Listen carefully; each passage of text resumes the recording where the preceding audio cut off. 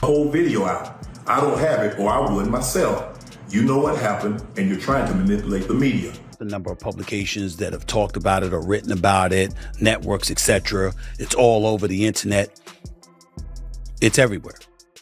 And I know that. You know what's crazy? People are always in my business worried about what I'm doing, what Floyd is doing, what Floyd ain't doing, what I do got, what I don't got.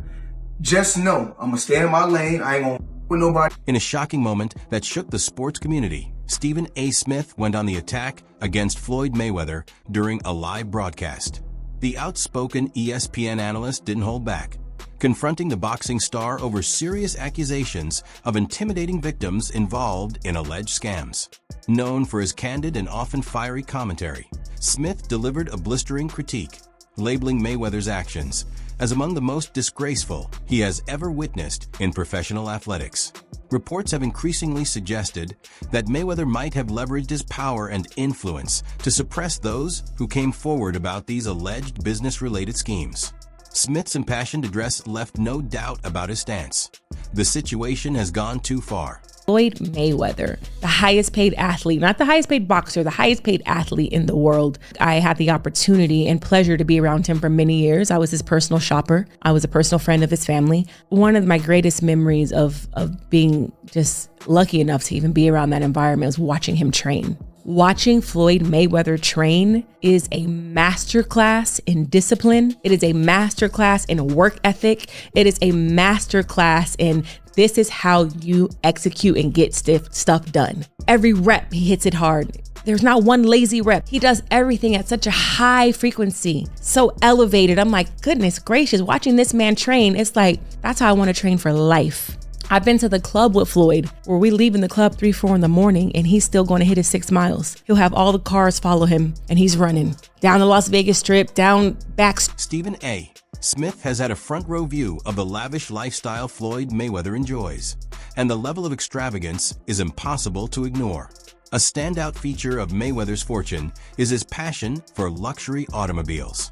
Sources indicate that he possesses a collection exceeding 100 cars, each one more extravagant than the next. From rare Lamborghinis to bespoke Bugattis, his garage serves as a testament to both his wealth and his taste for elite vehicles, far beyond what most could ever imagine. Smith, having spent years close to Mayweather, has seen every bit of this opulence firsthand.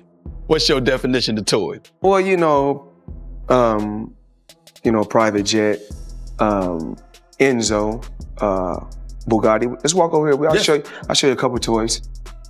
They call this the $1 million garage. I know we're on television, Floyd, but I think it's necessary for me to say, damn.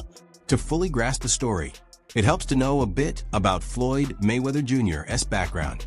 Hailing from Grand Rapids, Michigan, he turned professional in 1996. By the early 2000s, Mayweather had already earned a reputation as one of the sport's most skilled fighters. His unbeaten record, precise technique, and sharp ring intelligence made him an unstoppable presence inside the boxing world. People hate consistency when it comes to teams that you don't like and not a fan of, and they constantly win all the time. The Patriots went through the same thing. Small example, I'm gonna just take boxing for instance. Right. Floyd. Yes. Everybody loved when Floyd was winning early in his career. Yes. But when he kept winning, yes, he became the villain. Yes. And then everybody paying in and tuning in to see him lose. Right. That's it. Yes. He became the villain. Mayweather has also faced legal challenges connected to his business activities. In 2022, he was included in a class action lawsuit accusing him of participating in a cryptocurrency pump and dump scheme, though that case was eventually dismissed.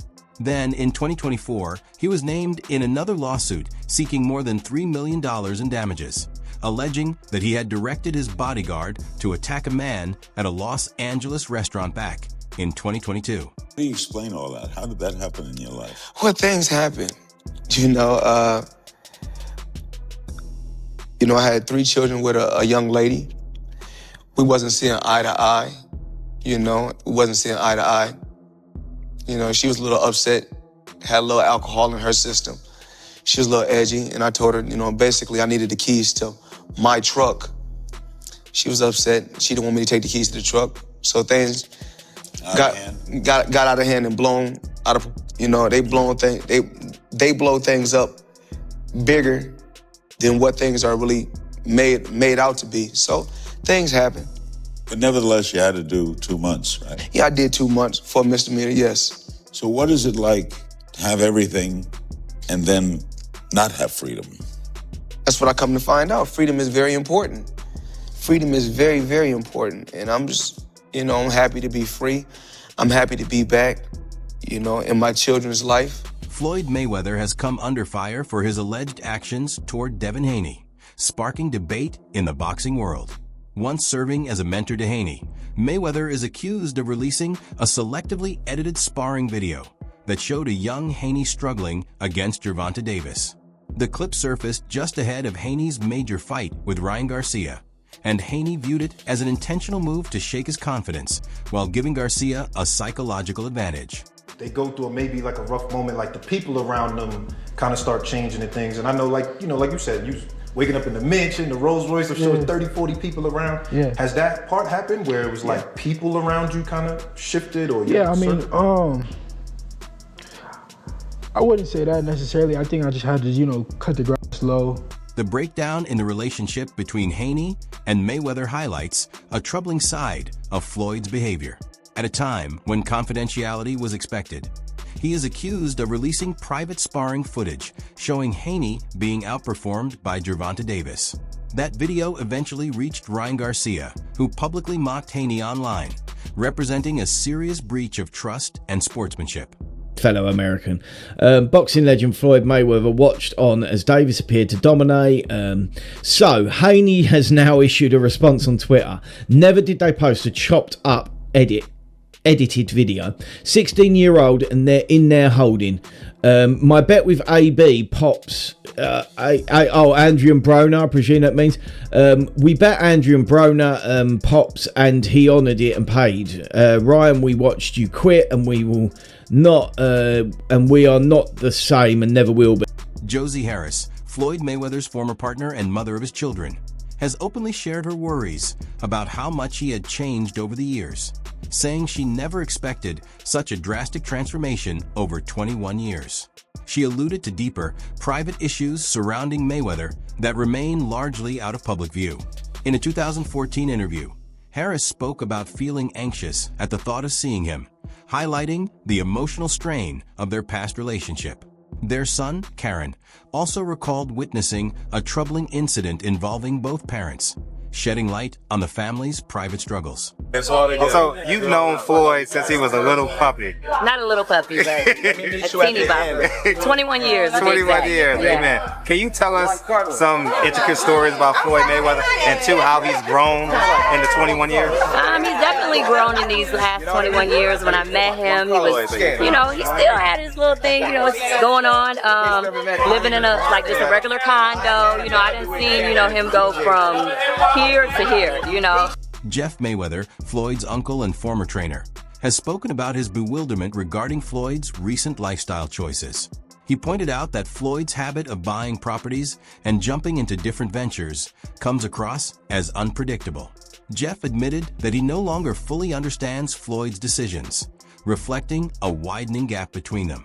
He also noted that Floyd's current inner circle now feels more like family than his own relatives, signaling a shift in his personal relationships. No idea. Like I said, I don't necessarily see Floyd very much, so we don't really get a chance to talk very much, and so I don't really know what's going on with him. I know he's doing things that to better his life, like buying homes and buying different things, and so I don't know exactly what he's doing. So I haven't seen him in quite some time, and I haven't heard about him talking about doing any more exhibitions. Adding another layer to the story, online discussions have speculated that Mayweather's financial troubles could be tied to gambling or loans from investors in the UAE.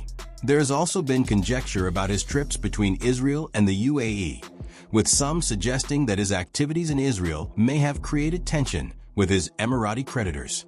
Turns out that the rumors were true, and Floyd Mayweather has been trapped in Dubai for the last 50 days. Gervonta Davis was the first to claim it. Now multiple insider sources have confirmed that he is in fact trapped in Dubai for a debt that has nothing to do with boxing. After doing a little digging, it seems that someone in his camp, while he was shopping for jewelry in Dubai, stole one of the pieces, got away with it, and then blocked all communication with Mayweather. Since then, Floyd has already paid for the jewelry, but they refuse to let him go until they get their piece back. And allegedly, this guy right here is the thief that started this whole mess.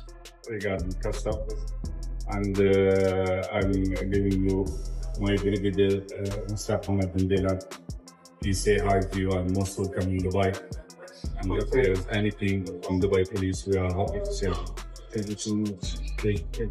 Joe Rogan has publicly criticized Floyd Mayweather for his financial practices, specifically his apparent disregard for tax responsibilities.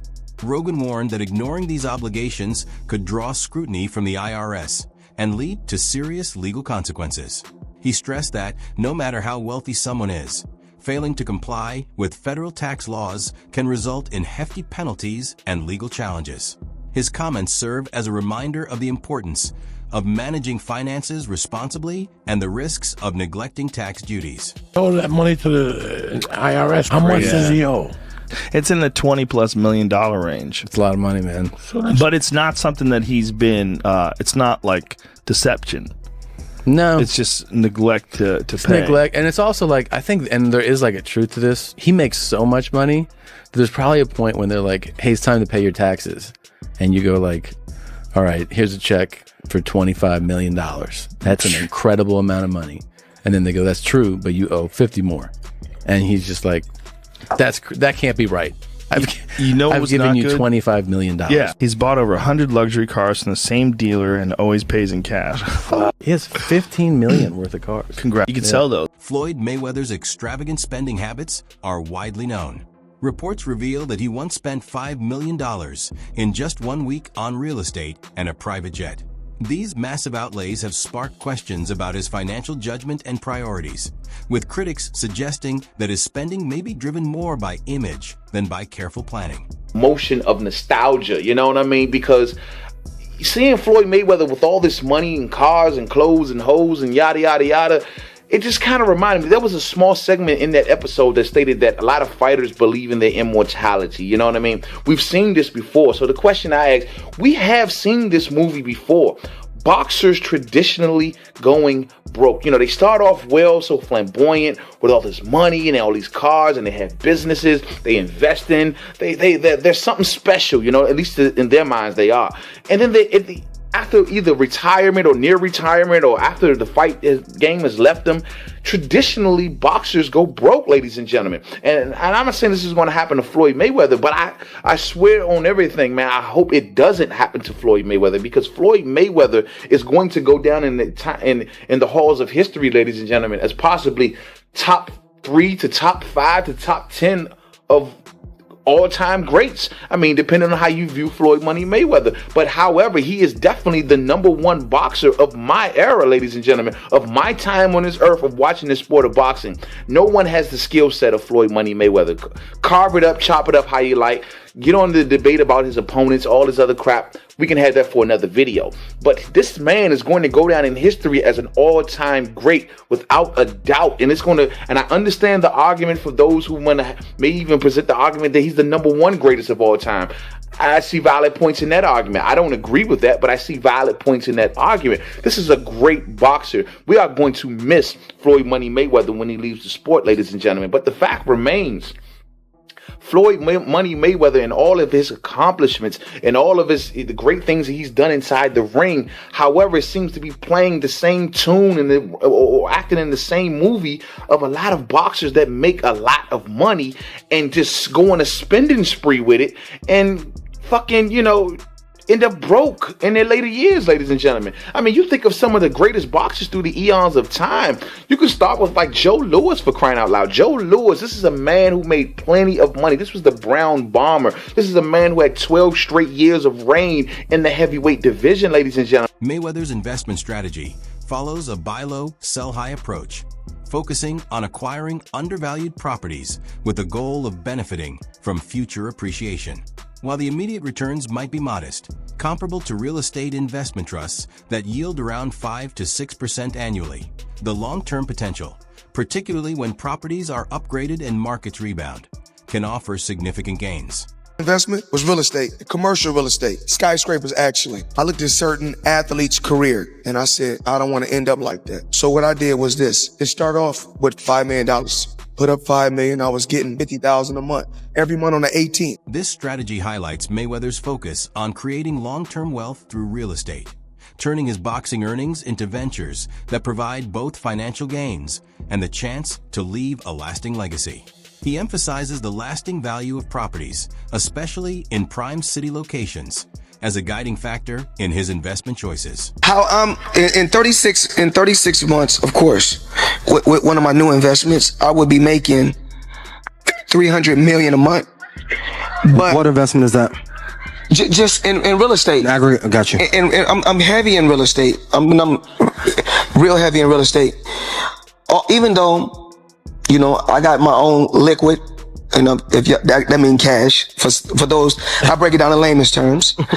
Even though I got a lot of cash, OPM. Okay. OPM. You don't always have to use your money. That's why it's very important for y'all to make sure y'all keep y'all credit right. In October 2024, Floyd Mayweather Jr. made a major move into real estate, signing a $42 million deal to purchase more than 60 multifamily buildings in Upper Manhattan, totaling around 1,000 rental units. The properties were sold by Black Spruce Management, a well-known name in New York's real estate scene. The acquisition was presented as both a step toward offering affordable housing and a way for Mayweather to expand his investment portfolio beyond his boxing career. Ever. All right. Now, Floyd Mayweather Jr., there's a story circulating that Business Insider did talking about this $400 million property deal that he had been discussing here in New York City. But now, according to Business Insider, it's not what you think it is. They said there's no evidence there's been a sale of these properties, and it's 62 rental apartment buildings in Upper Manhattan. Here is what Floyd Mayweather had said at the time on a video that he posted on his Instagram. Bringing people into my lifestyle, showing the people how I live. Now, I know you guys see me on a regular talking about real estate. Well, lately, I purchased 62 apartment buildings in New York City. And what I need you guys to do, slide over and check out the photos. It's not all 62 buildings, it's a few buildings, but guess what? All the buildings belong to me. I don't have no partners. Later reports have cast doubt on the true scale of Mayweather's involvement in this deal. Although he announced full ownership, property records do not reflect a complete transfer. Analysts suggest he may have purchased only a minority stake, with the potential to increase his share over time. His real estate company, Vita Properties, has yet to provide public clarification on the specifics. Guess what? You can do the same. All right. Well, now we're trying to figure out what happened, right, with Business Insider. So according to another update, he did ink a $402 million deal for a Black Spruce portfolio. When he said that it was all his and no one invested, he meant no one was funding his part of the investment but him. And so I think this is something where maybe he owns a piece of this or shares in it, but it hasn't changed hands because the majority owner is still the same owner that it was before. I'm trying to understand what happened with this, but I know there's a story that's circulating, so just putting it out there.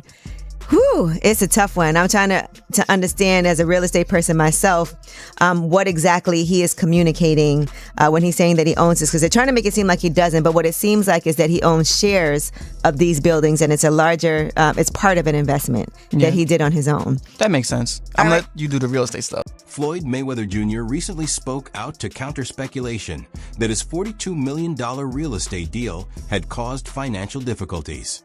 He claimed full personal control over the acquisition of 62 Manhattan buildings, emphasizing that he funded the purchase entirely on his own, with no outside investors involved.